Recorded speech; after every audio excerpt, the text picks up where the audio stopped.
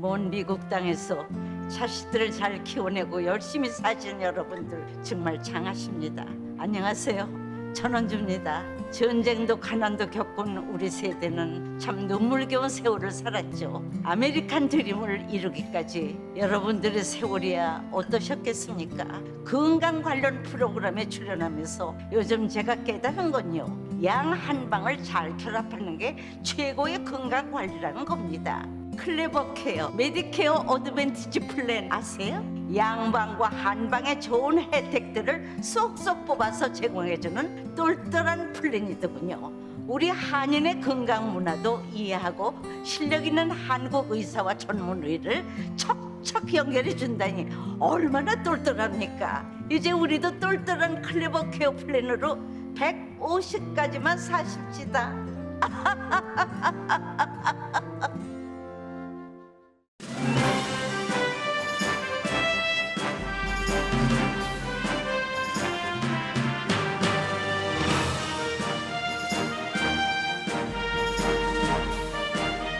새봄 3월에는 여러분의 웃음이 활짝 피기를 라디오 서울이 응원합니다.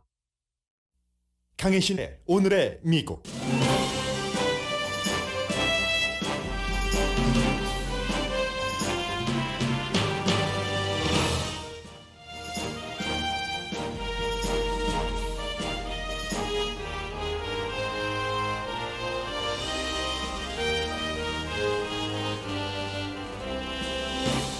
아시아와 유럽의 오미크론 BA2가 확산되면서 미국에서도 추이를 지켜봅니다. 연례 리트릿에 참석한 민주당 연방 하원 의원 가운데도 여러 명이 양성 판정을 받았습니다. 젤렌스키 우크라이나 대통령이 조금 전 캐나다 의회에서 연설했습니다. 러시아 침략의 부당함과 잔혹함을 알리고 우크라이나가 나라를 지킬 수 있도록 도와달라고 호소한 뒤에 기립박수는 거의 3분 동안 이어졌습니다. 러시아는 우크라이나 수도 키이브를 공격했지만 쳐들어가진 못하고 있습니다. 팍스뉴스 카메라 기자는 숨지고 특파원은 부상으로 입원했습니다. 67세 여성이 아시안이라는 이유로 또 공격당했습니다. 팬데믹 이후 지난해 말까지 에이시안 아메리칸에 대한 증오범죄 혐오는 범죄 케이스가 모두 미국에서 11,000건이었습니다. 아이다호주에서는 텍사스와 비슷한 낙태 금지 법이 통과됐고 오하이오주에서는 총기를 감추고 다닐 때 총기 소지 허가가 필요 없게 됐습니다. 조 맨신 연방 상원 의원이 연방준비제도 이사 지명자의 인준을 승인하지 않겠다고 밝혔습니다. 지명자의 에너지, 기후변화에 대한 시각 때문입니다. 팬데믹 이후 폐쇄됐던 휴스턴의 역사적인 극장이 주민들의 노력으로 다시 문을 열었습니다.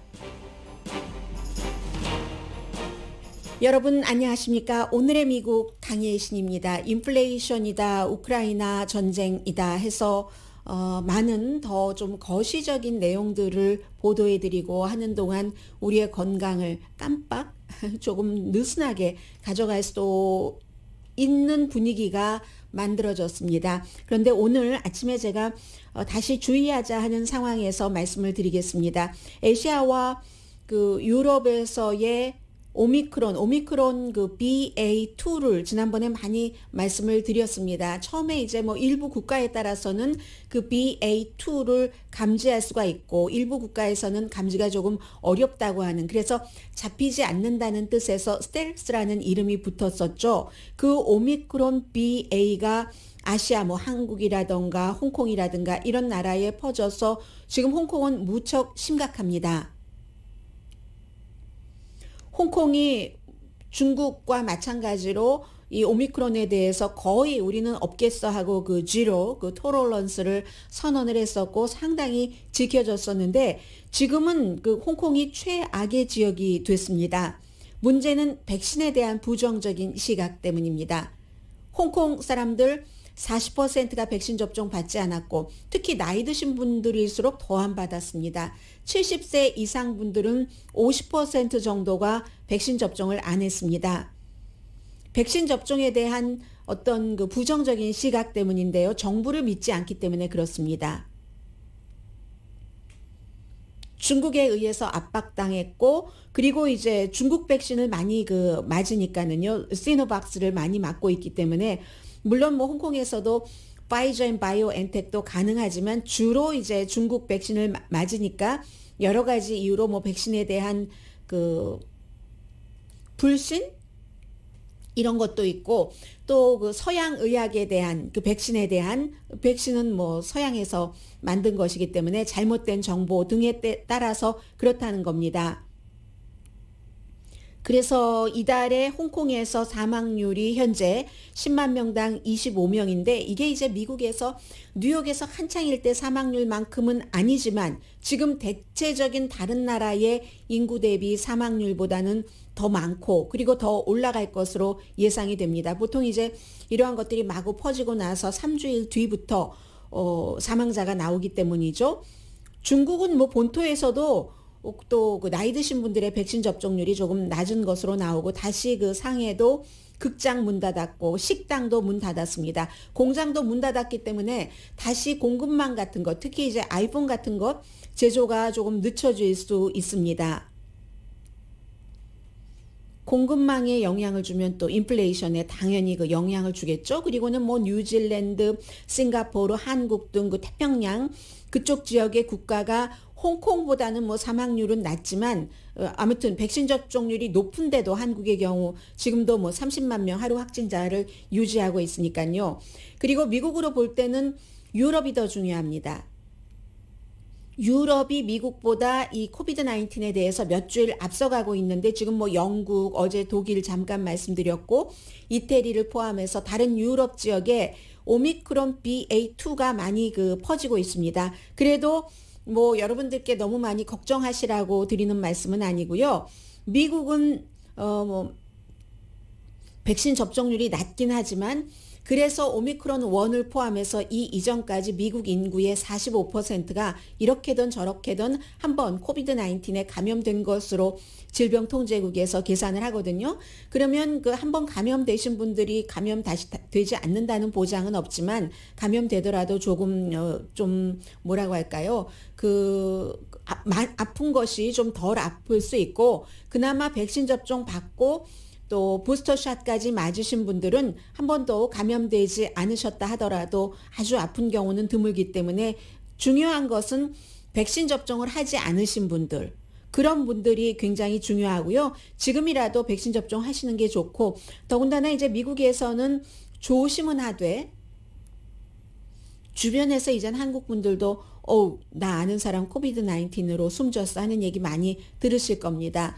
그런데 미국은 다행히도 면역성이 조금 약하신 분들에 대한 약도 있고 그리고 이제 치료를 받는 치료제도 있고 하기 때문에 조금 나은 편이지만 어쨌든 여러분들께서 내가 요즘 면역이 좀 약한 것 같아 할 때 많은 사람들이 모이는 곳에 가는 것을 누가 추천하겠어요? 어쨌든 민주당도 연방 하원 의원들이 1년에 한 번씩 의원들끼리 모이는 리트릿을 갔다 오고 나서 몇 명이나 지금 이름 줄줄이 나옵니다.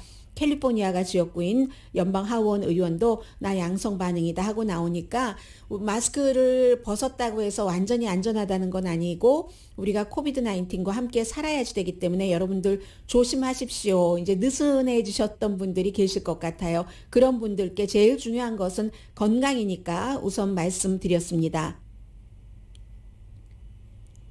내일 미국 의회에서 내일 미국의 탑 뉴스가 될 볼로디미르 젤렌스키 우크라이나 대통령의 의회 연설이 오늘 제가 방송에 들어오기 한 10분 전쯤에 캐나다에서 끝났습니다.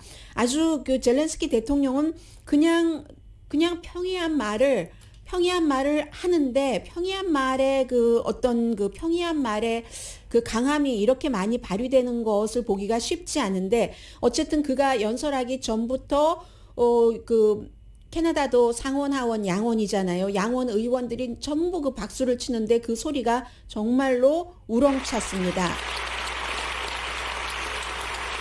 오래오래 박수가 지속되니까 젤렌스키 대통령이 이제 그만 해줬으면 좋겠다고 고맙다고 그런 말과 함께 자신의 의회 의원들에게 캐나다 국민들에게 보이는 말을 시작을 합니다. Thank you very much.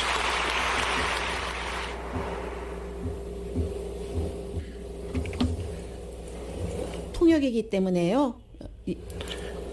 Ladies and gentlemen, 네, 통역이니까 제가 그냥 말씀드리겠습니다. 이분이 뭐 영어를 하시지만 젤렌스키 대통령이 항상 국가의 지도자는 자신의 그 언어 이런 것이 있기 때문에 그 영어로 하지 않았습니다.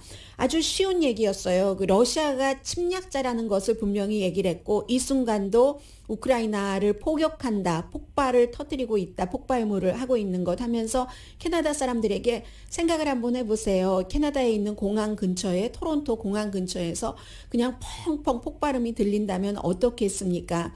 여러분의 자녀들이 아침마다 폭발음과 함께 일어나는 그것을 상상해 주십시오. 지금까지 우크라이나를 지원해 주셔서 정말 감사합니다. 그런데 여러분들께서 더 해 주셔야 됩니다. 그것만으로는 모자랍니다. 이렇게 캐나다와 캐나다 의회 의원들과 캐나다 국민들에게 연설을 하고 나니까 그 뒤에 막 누가 멈추라고 해서 멈췄지 3분 이상 전부 앉아있는 의원들을 보질 못했습니다. 기립박수를 이렇게 쳤습니다.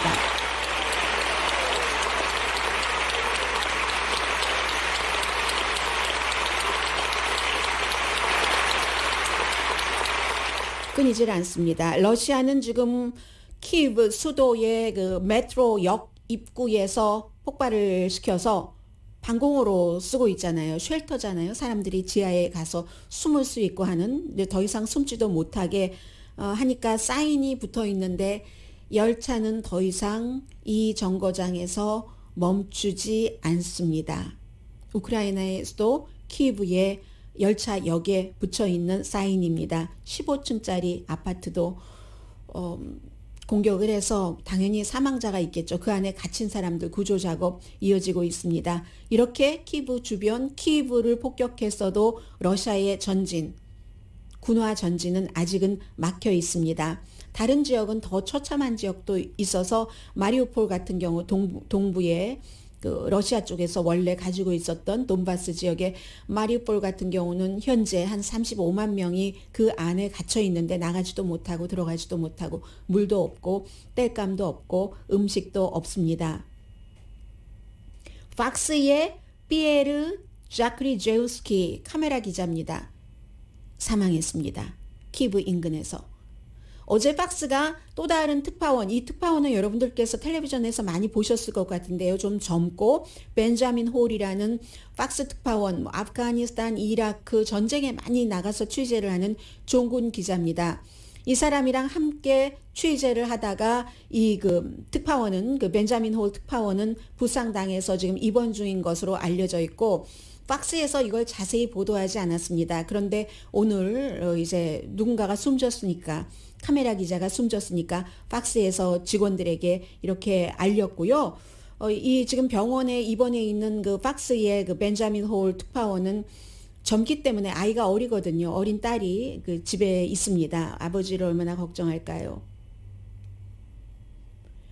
러시아와 우크라이나의 협상은 오늘도 이어집니다. 어제 조금 괜찮다는 그런 협상이었고 지금 중요한 게 중국입니다. 중국은 이미 러시아를 돕기로 한 것으로 결정을 한 것으로 지금 미국과 영국은 파악을 하고 있습니다. 그러니까 이제 미국이 어제 로마에서 그 잭 설리번 국가안보보좌관이 자신의 그 카운터파트를 만나서 돕지 말아라 하고 7시간 동안 아주 그 진지하고 솔직한 그 대화와 경고를 나눴다고 하는데 그런데 그 중국의 입장은 이렇습니다. 모든 측에서 이 전쟁과 연관이 있는 모든 측이라 하면은 우크라이나, 러시아뿐만이 아니라 미국, 나토까지 포함하는 거잖아요. 모든 측에서 최대한으로 폭력적으로 가는 것을 억제해야지 된다. 시민을 보호해야지 되지 않겠는가. 중국이 자신 있게 할 수 있는 말은 아닌 것 같다. 이렇게 제가 비웃음 비슷한 웃음을 지으면 안 되는데 그런 말이 나오네요.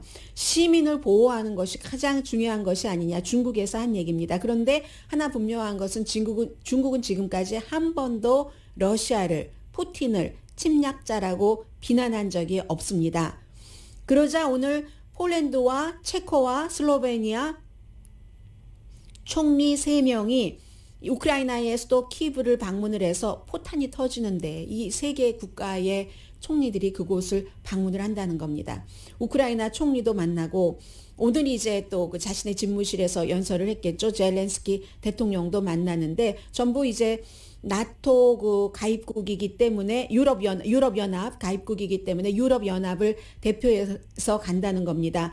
그런데 폴란드하고 뭐 슬로베니아 이런 데는 뭐 국경이 그 접해 있다고 하니까 그렇지만 체코 같은 경우는 한 자락 떨어져 있는데요. 그런데도 지금 그 러시아의 움직임이 심상치 않으니까 우크라이나를 더 도와야지 되겠다고 생각을 하고 있는 것 같습니다. 그리고 나토 그 멤버국 가운데 에스토니아든가요? 저쪽 북쪽에 있는 에스토니아는 지금 그 처음으로 나토 연합국 가운데 공식적으로 비행 금지 구역을 설정을 해서 우크라이나 사람들을 보호를 해야지 된다. 공습이 시작됐기 때문에 그렇게 지금 우크라이나를 돕는 말을 하고 있고요. 스페인의 경우는 임시로 1억 4천만 달러짜리 슈퍼 요트를 압류했습니다. 바르셀로나에 있는 슈퍼 요트인데 이게 누구 요트냐면은 세르게이 케메조프라고 그 로스텍 CEO, 로스텍이 우크라이나가 아니라 러시아의 국영기업이잖아요. 뭐든지 다 하는 뭐 방산업체라고도 할 수 있고 무슨 항공기라든가 무기라든가 이런 것을 팔고 사고까지 다 하는 이 로스텍의 CEO인 거죠. 국책회사입니다. 그런데 이 로스텍의 CEO인 세르게이 케메조프가 1980년도부터 블라디미르 푸틴과 친구였습니다. 1980년에 블라디미르 푸틴은 동독에서 근무했습니다. KGB로 근무할 때 이 세르게이 케메조프도 같이 푸틴과 KGB로 근무를 했기 때문에 아주 친한 사이죠. 그러니까 재산을 이 스페인에서는 일단 압류했다는 거고, 그리고 이제 또 다른 푸틴의 측근 사람들의 집, 스페인에 있는 집들, 사람들이 지금 막 영국이고 스페인이고 그런 곳에 찾아가서 시위를 하고 있거든요. 그러니까 이제 그 시위하다 체포된 사람도 있고, 체포할 사람은 하고 압류할 것은 하고, 이게 지금 스페인의 움직임이고요. 어제 제가 이 뉴스를 보면서 살짝 굉장히 그 센스가 있으면서도 코믹하기도 하다라고 생각을 했는데, 영국에서는 지금 압류한 부동산, 그 부동산이 그 첼시 그 소유주가 갖고 있는 그 부동산 등인데, 이 부동산을 우크라이나 난민들이 그곳에서 살게 하는, 푸틴의 친구가 푸틴과 연관돼서 막 돈 벌고 다른 나라에 이렇게 재산을 사들이고 한 그 재산을 일단 억류를 했고 압류를 했는데, 거기서 우크라이나 난민들이 사는 것을 지금 고려를 하고 있답니다. 영국에서 의회에서 지금 고려하고 있는 얘기고요. 세계에서 30만 명의 자원봉사 해커들이 러시아와 싸우고 있습니다. 예를 들면 칼리라고 스위스의 10대인데, 이 10대는 러시아 정부와 벨라루스 무슨 기간 산업이라든가 정부 웹사이트 같은 것을 해킹하는 시도를 하고 있고요. IT Army of Ukraine 뭐 이렇게 해서 하고 있고, 러시아에는 지금 4만 명의 시리아 전투사들이 러시아를 위해서 싸우겠다고 계속 발표를 하고 있습니다. 다마스커스와 다른 시리아 지역에서 모여서 이미 400명 정도는 러시아에서 우크라이나에서 침공해서 어떤 임무를 맡게 되는가 하는 훈련을 하고 있다고 하고요. 이건 이제 시리아의 독재자와 러시아의 독재자가 서로 한번 도움을 주고 도움을 받았으면 도움을 주고 하는 그런 품앗이를 하는 거죠. 이 같은 시리아 전투사 뭐라고 불러야 되나요? 용병대라고 불러야 되나요? 봉급과 베네핏을 받으니까 4만 명 정도 된다고 하고, 지금 우크라이나 대통령은 오늘도 캐나다 의회에서 우크라이나가 러시아 군인을 많이 무찔렀다. 무슨 러시아의 어떤 군사 무기도 많이 우리가 파괴했다라고 얘기를 하지만, 이러한 것은 전쟁 중에는 침략국과 침략을 당하는 국가, 또 중간에서 중재하는 국가와 다 보고 있는 시선이 다르고, 시선뿐만이 아니라 전시 중이기 때문에 정확한 것을 파악하기 힘들죠. 그래서 우크라이나에서 가장 많이 숨졌다. 한 13,000명 이상 이렇게 얘기를 하고 있고, 미국의 경우는 정부 발표는 한 4,000명에서 뭐 CIA가 한 6천 명 정도 된다고 할까요? 그 러시아군이 사망한 그 숫자가 그에 비해서 러시아에서는 한 500명 사망했다고 하고 이렇게 얘기하면서 서로 그 전의를 좀 상실하게 하는 그런 것은 있는데 정확하게는 모릅니다. 다만 이제 그 BBC 방송이 이 우크라이나의 대통령이 이미 블라디미르 푸틴은 전쟁 20일 하는 동안 체첸과 싸워서 숨졌던 러시아군보다 훨씬 많은 군인을 잃었다 하는데 그게 체첸이 뭐 90년대부터 2000년까지 뭐 1차가 있었고 2차가 있었고 러시아가 들어간 게 해서 전체적으로 한 13,000명 정도가 숨졌거든요. 그래서 아마 그렇게 지금 숫자가 그 정도로 나오고 있는 것 같고요. 용감한 그 우크라이나 군 때문에 지금 이렇게 되고 있다 하는데 하나를 제가 더 말씀드리겠습니다. 어제 그 러시아의 채널 1에서 푸틴의 채널입니다. 텔레비전에서 라이브 뉴스를 하고 있는데 여성 앵커가 이제 혼자 진행을 하고 있었습니다. 라이브 앵커가 이제 러시아어로 뭐 얘기를 하고 있는데 그 뒤에 또 다른 젊은 여성이 딱 뭔가를 표지를 들고 나오는데 젤렌스키 대통령은 뭐라고 얘기를 했던가요? 포스터라고 얘기를 했는데 그 쓴 겁니다. 본인이 하얀색 종이에다. 저는 영어밖에 읽을 줄 모르니까 맨 위에 전쟁을 하지 말지 않은 No War라고 써 있고 딱 이렇게 들고 얘기를 하는 겁니다. 전쟁을 하면 안 된다 뭐 이런 얘기를 막 하는데 이 사람이 그러다가 이제 경찰에 체포돼서 그 나갔어요. 오늘 아침 현재는 행방불명이라고 하고요. BBC 방송 기자들이 하루 종일 찾아도 못 찾았다고 하고 하는데 이게 러시아에서 푸틴의 방송국에서 푸틴의 앵커가 말을 하고 있는데 누가 그 바로 생방송 중인데 라이브 뉴스 중인데 전쟁을 하지 말아라. No war, stop the war. 선전선동 믿지 마세요. 러시아가 여러분께 거짓말을 하고 있어요. 이렇게 소리를 지르거든요. 이게 누구냐도 중요하지만 우선 분위기만이라도 잠시 들어보시겠습니다. 이런 상황이었습니다. Подчеркнул, надо усилить сотрудничество в 앵커고요. рамках союзного государства, а на совещании в правительстве обсуждали, как сохранить доступность лекарств. Больницы не должны 네, 앵커가 말하는데 뒤에서 얘기하는 거 들리시죠? Сотрудничество в рамках союзного государства, а на совещании в правительстве обсуждали. 어떻게 라이브 방송을 하는 러시아 국영방송 채널에서 라이브 뉴스를 하는데 뒤에서 누군가가 이걸 들고 그렇게 할 수가 있는가? 저는 이걸 보는데 1분은 안 돼요. 이걸 보는데 이분이 이렇게 No War 하는 이런 것을 들고 소리를 지르다가 중간에 이렇게 이 앵커의 왼쪽으로 비켜나거든요. 왜냐하면 카메라를 너무 잘하는 사람이다라고 생각을 한 거예요. 카메라를 잘 아니까 자신이 들고 있는 게 여자 앵커의 뒤에 서니까 가리잖아요. 일부분만 보이고 하니까 앵커 옆으로 서서 이렇게 보여주는데 나중에 알고 보니까 이 국영방송 채널 A의 뉴스 프로듀서고 뉴스 편집인입니다. 이 사람이 이런 일을 하기 전에 1분 13초짜리 이제 그 어떠한 것을 그 녹음을 했거든요. 녹음을 해놨는데 그 녹음에서도 똑같은 얘기를 하는 겁니다. 러시아가 지금 말하는 것이 정말 그 가짜다. 뭐 이런 얘기들이요.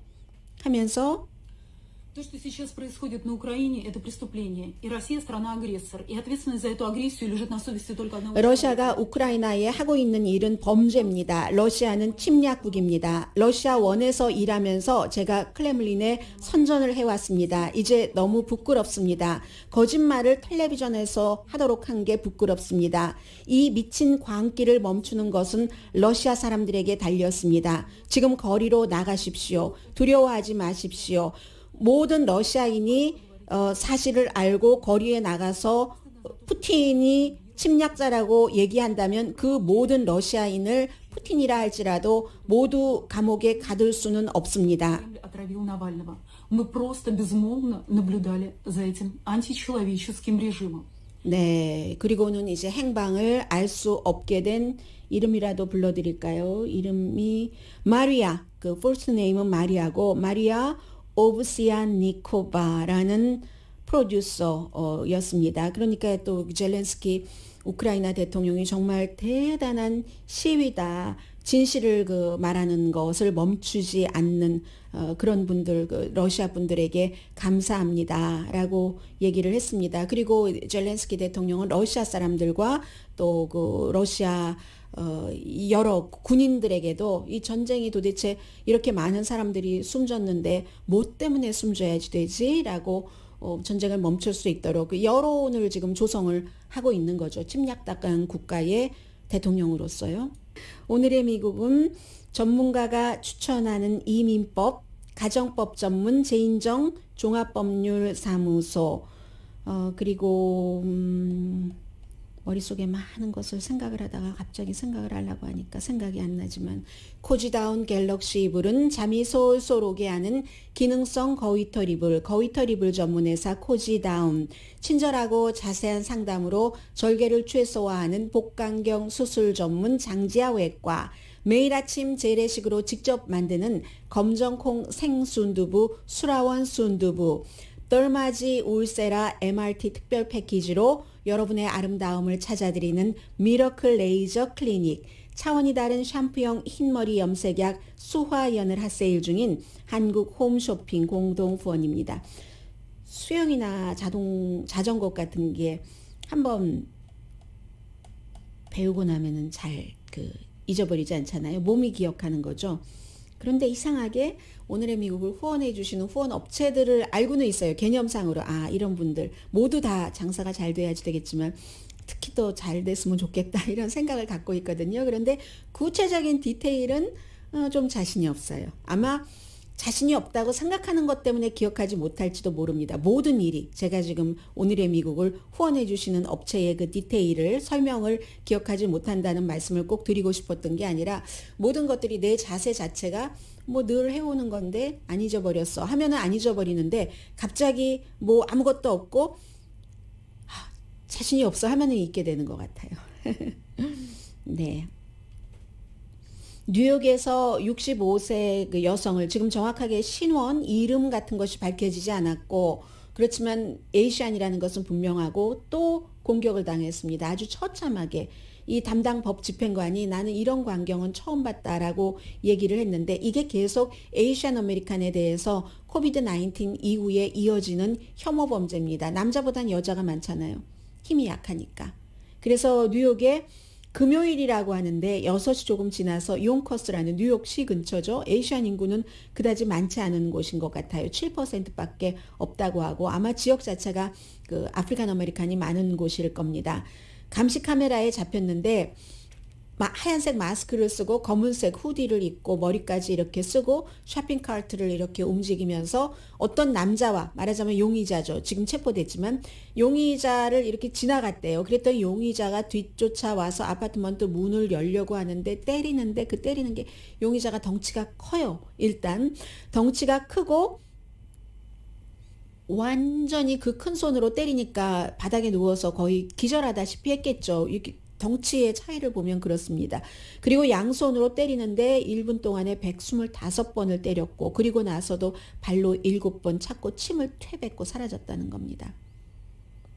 그 에이시안 그 여성 혐오 발언도 했고, 그 발언을 했는데도 이 여성이 그냥 무시하고 지나쳤다고 하거든요. 그런데 이제 42살의 타멜 에스코라는 용의자입니다. 경찰이 현장에 도착해 보니까 막 얼굴에 피범벅 돼 있고 뇌출혈 있고 얼굴과 머리 많이 다친 것 뭐 당연히 있는 일 아니겠어요? 타박상이라는 말이 약할 정도의 타박상에. 그런데 이 남자가 기다리고 있었답니다.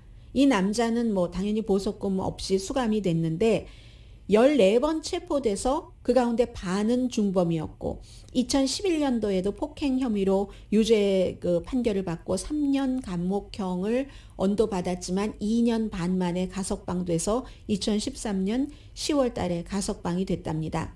이 지역이요, 용커스라는 지역이 에이시안이 한 7% 정도 살고 있는데, 2020년 3월 19일 이후 이제 팬데믹이다 하고 미국에서도 선언하고 퍼지기 시작한 그때죠. 그때부터 이 용커스 지역을 포함해서 미국의 뭐 샌프란시스코라든가 이렇게 특히 그 차이니즈 아메리칸이 많이 살고 있는 곳, 이런 곳들에서 에이시안 아메리칸에 대한 혐오 범죄가 11,000케이스, 이게 Stop AAPI Hate라는 그 그룹이 있잖아요. 그 그룹에서 낸 결론입니다. 뉴욕은 2021년도에 131개 케이스, 에이시안 아메리칸에 대한 혐오, 증오 범죄. 2020년 한 해 전에는 28케이스였거든요. 그러면 3, 4, 12, 4배 이상, 4.5배 정도가 한 해 사이에 팬데믹 이후에 많아진 겁니다. 왜 그렇겠습니까? 우한 바이러스, 중국 바이러스, 중국 니네 나라로 가. 한국 사람도 중국 사람이고 일본 사람도 중국 사람이고 구분 잘 못하잖아요. 그리고 중국 사람이 그렇다고 해서 이러한 혐오 범죄의 희생자가 돼야지 될 이유도 없고, 그리고 뭐 어디에서, 중국 아니라 어디에서 이 바이러스가 시작이 됐다 하더라도 그렇죠. 아이다호의 하원이 텍사스 스타일의 낙태법을 통과시켜서 뭐 상원은 이미 지난번에 통과시켰습니다. 그렇기 때문에 주지사의 서명만 남아 있는데 열흘 정도 서명하는 기간이 열흘 정도 남았는데 당연히 뭐 서명을 할 것 같죠?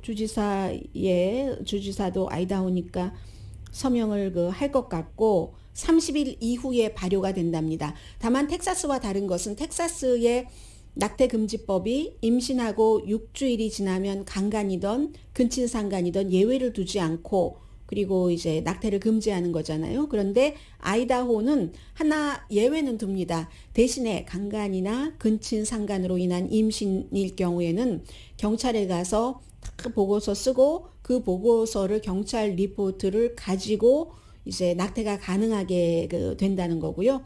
텍사스주의 이 같은 낙태 금지법이 낙태를 금지한다는 데서 효력이 있었습니다. 그래서 시행하고 첫 달에 60%가 줄어들었다고 하죠. 그렇지만 텍사스 내부에서 60%가 줄어든 거지.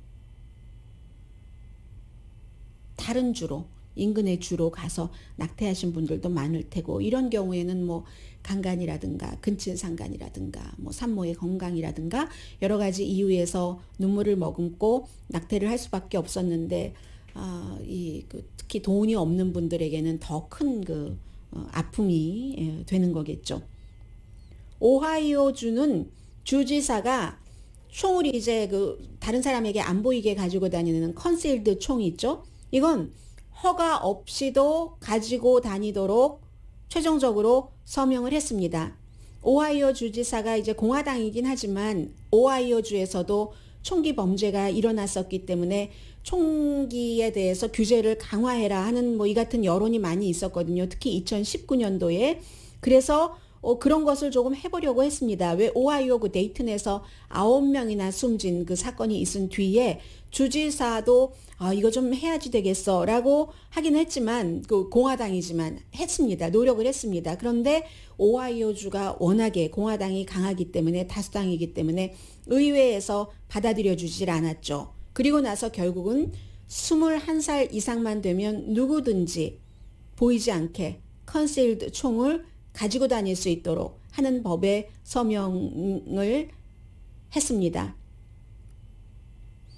이게 이제 주지사가 생각할 때는 이거 조금 규제를 해야지 되는데 하면서도 못한 거잖아요. 이유가 있죠. 정치인들은 투표가 몇 주일 남지 않았기 때문에 공화당 예비선거 투표가 몇 주일 남지 않았는데 그게 이제 공화당의 대세니까 총기 소지에 대한 자유, 이게 이제 공화당이 이번에 선거에서 이것과 또 낙태 이런 사회적인 이슈에서는 가장 위에 두고 있을 그럴 문제니까 본인도 뭐 현직 주지사이기는 하지만 공화당의 다른 예비선거 후보들이 있기 때문에 나 강하다. 공화당의 총기 소지 이런 것을 지킬 만큼 강하다 하는 것을 보여주기 위해서 이 같은 결정을 내린 것 같고요.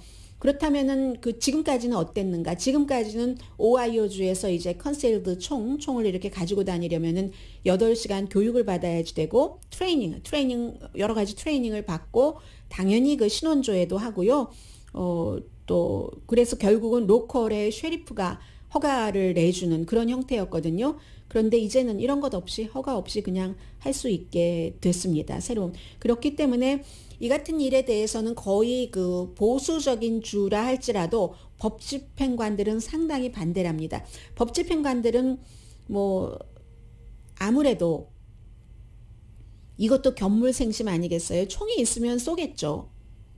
그야말로 교육 많이 받고 아주 강하게 트레이닝된 국방장관들도 새로운 무기가 있으면 그 무기를 써보고 싶어 하잖아요. 그런 것과 똑같이 견물생심인 거잖아요. 돈이 있으면 쓰고 싶고 총이 있으면 써보고 싶고 하는 건데 하기 때문에 오하이오주의 뭐 많은 그 법집행기관의 어떤 노조라든가 경찰 노조에서도 반대했지만 끝내 이제 그 공화당이 강하면 그 어쩔 수 없는 거죠. 성향에 따라서 이슈에 따라서 어쩔 수 없는 것이고 이로 해서 미국의 50개 주 가운데서 오하이오 주까지 그렇게 됐기 때문에 23개 주에서는 이러한 법들이 지금 시행이 되고 있는 겁니다. 컨실드 총을 그냥 허가 없이 트레이닝 없이 가지고 다닐 수 있도록 개인의 선택에 맡기는 겁니다. 그래서 제가 이 기사를 보면서 어떤 생각을 해봤냐면 한인분들도 물론 그 총을 갖고 계시는 분들이 계십니다. 뭐 대저택에 살면서 너무너무 이걸 지켜야지 될 것이 많으신 분들은 뭐 총을 뭐 침대 머리에 놓고 있다던가 어디엔가 총이 있으신 분들도 계시겠죠. 그러나 대부분의 그냥 보통 사람들은 뭐 꼭 총을 가지고 나를 보호해야지 되겠어 이런 일들이 별로 없잖아요. 물론 위험한 지역에 살고 있다던가 위험한 지역에서 사업을 하고 계신다던가 이런 분들은 이제 호신용으로 갖고 계실 수도 있고 가진 게 많은 사람, 지켜야 될 것이 많은 사람. 그렇지만 그냥 보통 사람들이면서 너무 험하지 않은 지역에서 살고 너무 험하지 않은 곳에서 근무하고 그 직장이 뭐 그런 경우에는 뭐 총을 가지고 다닌다던가 그런 일은 별로 안 하잖아요. 그렇기 때문에 한인을 포함해서 많은 이민자들이 이 미국의 총기 문화에 익숙하지 않은데 저는 오늘 아침에 무슨 생각을 했느냐면은 내가 나중에 로스앤젤레스를 떠나서 다른 곳으로 이사를 한다면 제일 먼저 볼 게 그것은 나의 의지와 상관없이 위험도잖아요. 이렇게 총기 규제에 대해서 아주 쉽게 총을 가지고 다니라고 하는 그런 지역은 로컬이든 주이건 좀 피하고 싶다 이런 생각은 해봤고요. 잠시 뒤에 경제와 연관된 뉴스 전합니다.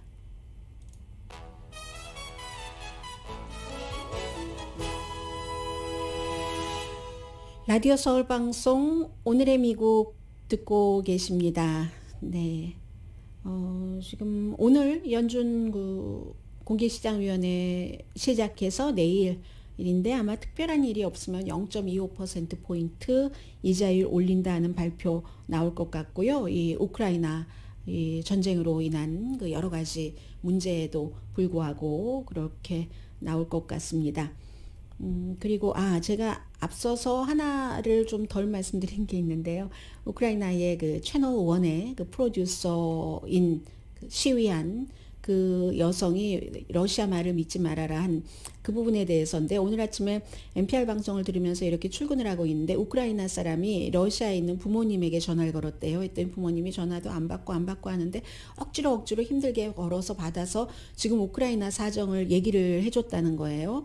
해드렸더니 그랬더니 부모님이 안 믿는다는 겁니다. 지금 푸틴이 우크라이나가 완전 나치화되어 있기 때문에 우크라이나 사람들을 해방시키기 위해서 러시아 군들이 거기 갔는데 너 무슨 소리를 하고 있니 아들아. 세뇌가 그렇게 무서운 것 같습니다. 우크라이나가 지금이 어느 시대인데 나치가 지배하는 시대는 아니잖아요. 젤렌스키 엄마 아빠가 다 주이신데 그러한 것들을 그 프로듀서가 지금은 행방불명이 된 여성 프로듀서가 거짓말 믿지 말아라. 그동안 내가 이렇게 선전을 한 것이 정말 부끄럽다라고 얘기한 부분이고요. 앞으로 모든 많은 일들은 이 우크라이나 전쟁과 함께 세계의 경제가 이렇게 연결돼서 가기 때문에 이 뉴스는 무척 다른 의미로도 먼 나라에 있는 전쟁이라 할지라도 중요한 것이고요.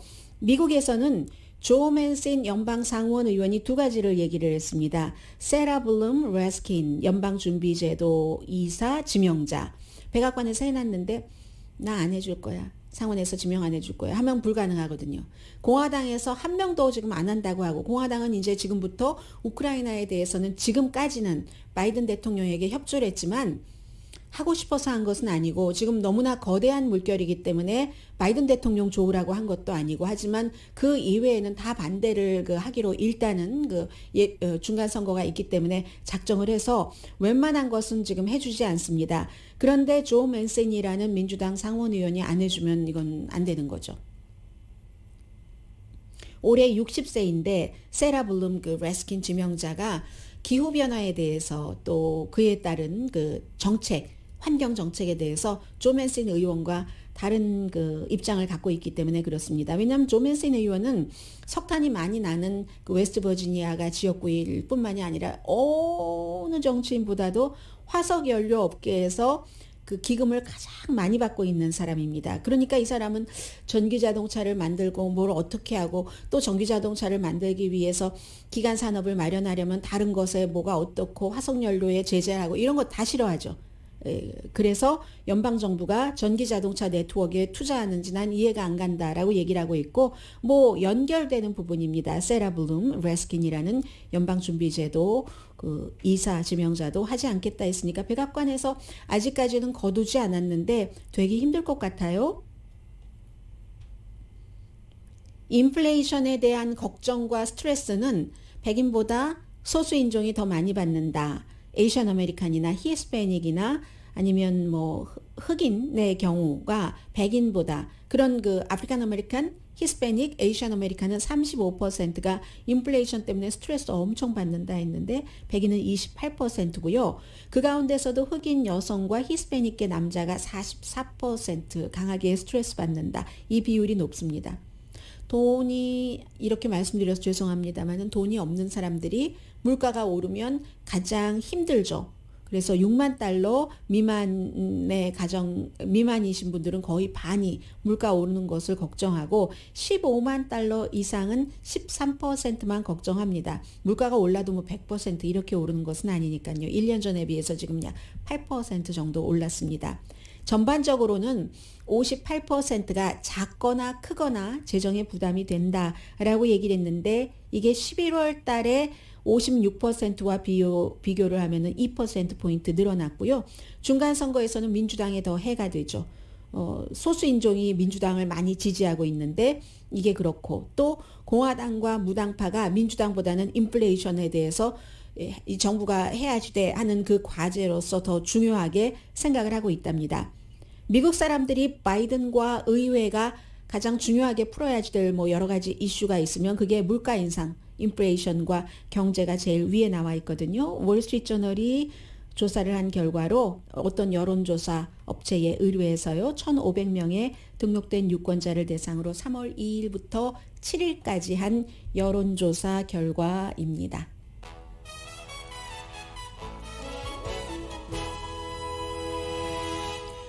라디오 서울 방송 오늘의 미국 듣고 계십니다. 네, 텔레비전에서는 지금 전부 오늘 아침에 젤렌스키 우크라이나 대통령이 캐나다 의회에서 연설을 했고 1층과 2층에 꽉 차 있는데 사람들이 전부 일어나서 끊임없이 그 기립박수를 치는 그리고 캐나다 의회 의원들은 마스크를 썼는데요. 그런 모습이 보여지고 있고요. 휴스턴의 역사적인 극장이 문을 닫게 되자 극장을 살리자 하는 아주 좋은 그 캠페인이 있었답니다. 그래서 다시 극장에 불이 켜졌죠. 휴스턴에 살고 계시는 분들 리버 옥스 티에터라는 곳 극장 이름이 리버 옥스 강가의 옥스 강가의 참나무 극장 네. 강가창나무 강가창나무 극장인데 이 극장이 그 아트데코 티에터 저희 회사 앞에 있는 그 윌튼 티에터가 바로 그 건축 양식이거든요. 혹시 지나다니시다가 그 윌튼 티에터를 보시면은 저런 형식하고 생각해 주시면 되겠는데 2021년도에 82년 동안 이 영화관에서 다른 영화관과는 조금 달리 여러 가지를 그 상영을 그러니까 캘리포니아 산타모니카에 있는 누아르트 극장 비슷한 것 같아요. 외국 영화 그리고 독립 영화를 상영해 왔는데 이게 팬데믹 때문에 문을 닫을 수밖에 없었습니다. 그래서 문을 닫고 나니까 그 리처드 링클레이터 감독이 그 지역에서 아마 그 영화관을 많이 다녔나 봐요. 이 영화관이 나의 그 영화 학교였다라고 얘기를 했거든요. 이 감독이 무슨 Me and 그 오톤 웰스 이런 그 영화 만든 사람인데 뭐 상이라는 상 다 받았어요. 그랬는데 그래서 문을 닫고 나서 사람들이 일주일에 한 번씩 모여서 Friends of River Oak Theater라고 이름을 만들어서 어떻게 살릴 수 있는가를 꾸준하게 연구를 했습니다. 그랬더니 뭐 지성이면 감천이죠. 이 체인에서 결국은 그 스타 시네마 그릴 티에터라는 극장 체인에서 우리 그냥 문 10개 대신에 이제 오히려 더 보수 공사를 하고 해서 10개 했다는 거죠. 그러니까 뭔가가 아쉬울 때 아무 일도 안 하면 안 되고 뭔 일인가를 해야지 지성이면 감천이라는 말도 해당이 되죠. 오늘의 미국은 전문가가 추천하는 이민법 가정법 전문 재인정 종합법률사무소 코지다운 갤럭시 이불은 잠이 솔솔 오게 하는 기능성 거위털 이불 전문회사 코지다운, 친절하고 자세한 상담으로 절개를 최소화하는 복강경 수술 전문 장지아 외과, 매일 아침 재래식으로 직접 만드는 검정콩 생순두부 수라원 순두부, 똘마지 울세라 MRT 특별 패키지로 여러분의 아름다움을 찾아드리는 미러클 레이저 클리닉, 차원이 다른 샴푸형 흰머리 염색약 수화연을 핫세일 중인 한국 홈쇼핑 공동폰이었습니다. 10시에 좋은 아침, 좋은 하루 방송됩니다.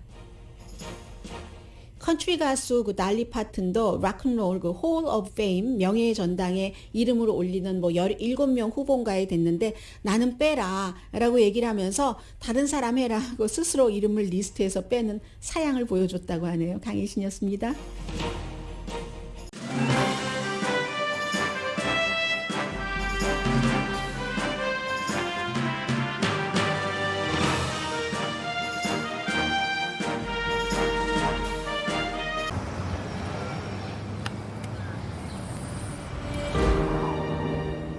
아직 쓰여지지 않은 스토리. 그 스토리를 완성하기 위해서는 새로운 아이디어를 찾아 움직여야 합니다. 우리의 움직임, 그것은 차세대 전동화 차량을 만드는 것입니다. 당신의 새로운 영감을 찾아서